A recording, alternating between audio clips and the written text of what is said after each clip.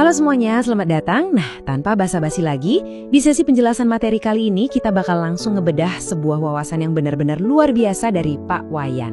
Kita bakal nyelam lebih dalam soal gimana sih caranya kita bisa ngambil alih lagi kendali penuh atas pikiran dan pada akhirnya takdir kita sendiri. Kalau Anda pernah ngerasa agak, terjebak sama pikiran-pikiran di kepala sendiri, wah materi ini pas banget buat Anda. Pernah nggak sih Anda mikir jangan-jangan kata-kata yang sering kita ucapin itu secara nggak sadar lagi mencetak takdir buruk buat diri kita sendiri? Oke, mari kita bahas ini lebih dalam. Sering banget kan kita dengar apa yang disebut sebagai pola pikir pesimis atau mentalitas korban. Kasus klasiknya tuh gini, misalnya ada orang di desa yang terus-terusan ibaratnya kayak kaset rusak, ngulang-ngulang ucapan, aduh saya mah miskin, saya mah nggak mungkin sukses. Dan tebak apa yang terjadi. Tanpa mereka sadari, dengan ngebiasain ngomong gitu tiap hari, mereka tuh secara harfiah lagi nyabotase potensi raksasa yang ada di dalam diri mereka sendiri. Gila kan? Bagian 1. Jebakan pikiran bawah sadar. Nah, ini membawa kita ke sebuah konsep yang benar-benar krusial. Gimana sih rentetan ucapan pesimis tadi perlahan-lahan ngebangun sebuah sistem keyakinan di alam bawah sadar kita? Yang ujung-ujungnya bertindak layaknya ramalan yang mewujudkan dirinya sendiri. Pak Wayan ngejabarin kronologisnya tuh urut banget. Ibaratnya nih, gimana sebuah pikiran yang kelihatannya sepele, pelan-pelan mengeras jadi takdir. Jadi gini urutannya. Berawal dari pikiran, turun jadi ucapan, dari ucapan berubah jadi tindakan, lalu ngebentuk kebiasaan, merangkai karakter, dan boom, jadilah takdir. Jadi, pas seseorang secara konsisten ngeblokade keinginan besarnya sendiri dengan pikiran negatif, puff, kekuatan besar di dalam dirinya itu benar-benar lenyap begitu aja. Bagian 2. Lingkaran setan kecemasan. Sekarang, coba deh kita geser fokus sedikit. Putaran mental negatif tadi itu nggak cuma muter-muter di kepala loh, tapi bisa bikin penyakit fisik yang nyata.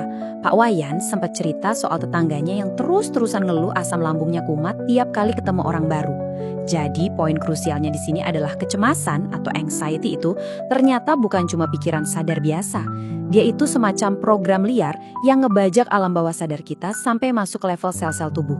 Ini loh alasan kenapa jantung tiba-tiba berdebar kencang, paru-paru kerasa sesak, atau perut tiba-tiba melilit, dan itu semua terjadi secara otomatis.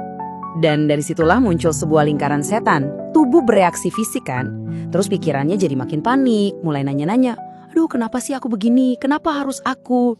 Habis itu biasanya orang tersebut bakal ngeluh sana-sini, nyari rasa kasihan atau validasi dari orang lain.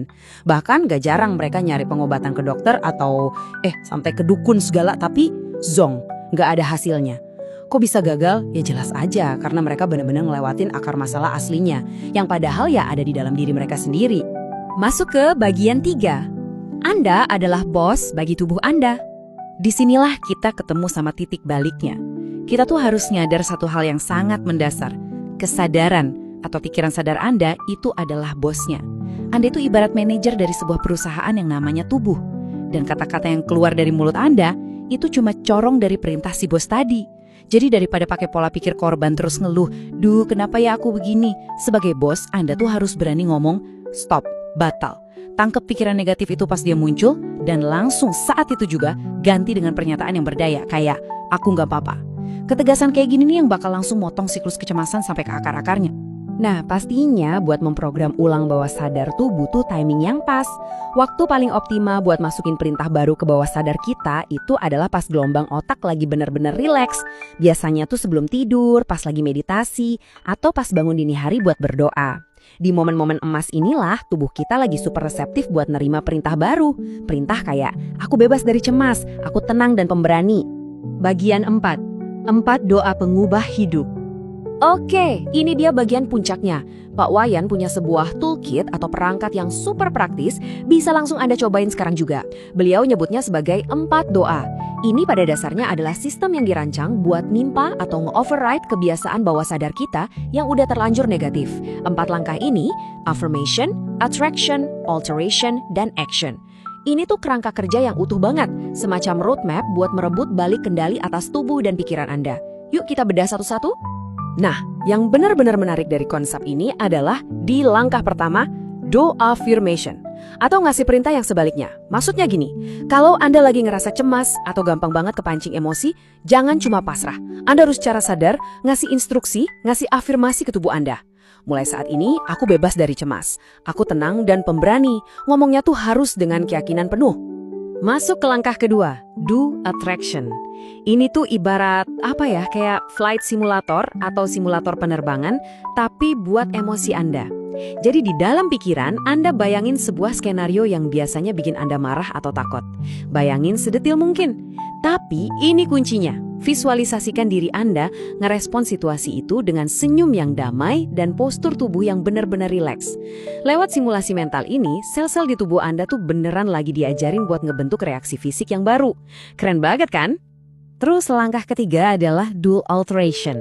Ini tuh soal intervensi aktif real time di lapangan. Pas pertanyaan-pertanyaan yang nakutin itu mulai muncul dan muter-uter di kepala Anda harus aktif ngubah skripnya saat itu juga. Langsung batalkan pertanyaan horor itu dan ganti cepet-cepet sama deklarasi yang ngasih kedamaian. Kenapa aku cemas? Cancel. Ganti jadi, aku tenang sekarang. Titik. Dan akhirnya langkah keempat, do action. Ini yang paling penting. Mutusin siklus kecemasan tuh butuh tindakan nyata. Anda harus secara fisik menghadapi langsung hal-hal yang selama ini bikin Anda takut. Kalau Anda takut pergi ke keramaian pasar, ya pergilah ke pasar. Takut naik motor, gas naik motor. Lakuin terus-menerus, sampai akhirnya Anda malah ngetawain kecemasan Anda sendiri yang dulu itu. Buat ngasih gambaran, ada satu cerita yang relate banget soal suami yang awalnya tuh skeptis parah. Dia bener-bener nggak paham sama kecemasan istrinya, malah disuruh tidur doang. Giliran dia sendiri yang kena serangan kecemasan, baru deh dia kerasa betapa tersiksanya itu. Tapi hebatnya, dia bisa sembuh total cuma dalam 3 hari. Itu terjadi pas dia akhirnya benar-benar komit buat praktekin metode penyembuhan dari dalam diri ini. Bener banget kata pepatah, seseorang itu baru bisa sembuh pas dia emang mau berubah dari dalam dirinya sendiri. Bagian 5. Kunci mengendalikan takdir Anda. Jadi sebenarnya pelajaran berharga yang kita obrolin dari tadi tuh ruang lingkupnya luas banget. Nggak cuma sekedar intervensi medis buat ngobatin cemas. Keempat alat ini tuh ibarat kunci master buat buka jalan dari hampir semua rintangan hidup. Anda bisa loh terapin 4-2 ini buat hal-hal kayak nyari pasangan hidup, ngatasin masalah ekonomi yang lagi seret, ngebimbing anak yang mungkin lagi susah diatur, atau pas lagi ngerasa buntu aja sama hidup. Intinya, begitu Anda berani ambil kendali sadar atas respons fisik dan mental Anda, hal itu bakal secara langsung mengubah realitas di luar diri Anda. Pada akhirnya, Anda itu sutradara sadarnya. Anda yang pegang kendali naskah hidup Anda sendiri. Nah, pertanyaannya sekarang buat Anda. Takdir baru luar biasa seperti apa yang bakal dicetak sama kata-kata Anda hari ini? Terima kasih banyak udah nemenin saya belajar di sesi ini. Saya harap banget Anda bisa langsung praktekin 4 doa tadi buat naklukin tantangan Anda sendiri. Sampai jumpa di penjelasan materi berikutnya.